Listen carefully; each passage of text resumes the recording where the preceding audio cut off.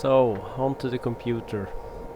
I'm not sure how well it's heard, but the one fan in it is not sounding happy at all, and it didn't last time I had it apart. I have a previous video where I have more thorough breaking it apart, and I did replace the other fan and the hard drive with a solid state, but I had trouble sourcing one of the fans in a suitable size and the correct voltage for it, so I left that then. But now I had been able to source.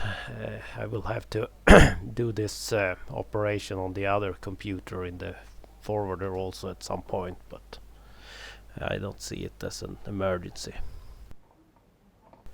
So it was broken apart. There was some silicone on top of the bolts holding the fan, and it's kind of a stupid setup where they have just bolted them onto the fins on the cooling. I'm not sure how valuable this fan really is, but I think this one it senses if this one dies it might shut down the computer. I also removed this plate to see if there was some markings what kind of voltage this computer requires, if it would be possible to run it off 12 volt or if it requires 24 as I had measured the power supply for it to be, but nothing on there.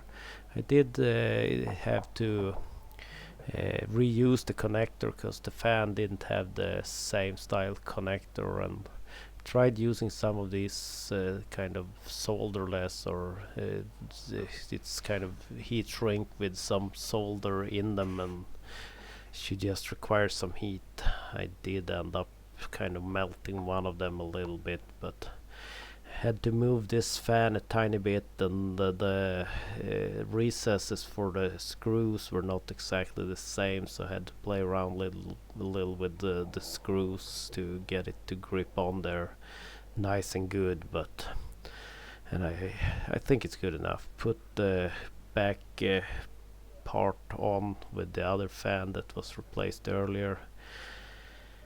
Have, as I said, plans to possibly be able to run this inside and play around with it, so I wanted to measure what kind of amps the computer might be pulling, so I can buy a suitable power supply for it. So did some testing, but I had trouble getting it to start because there are three pins back there. One has power as soon as, well, pretty much all the time if I put on that extra circuit breaker that was also added earlier. And then the second one kind of on signal. It's triggered when you start the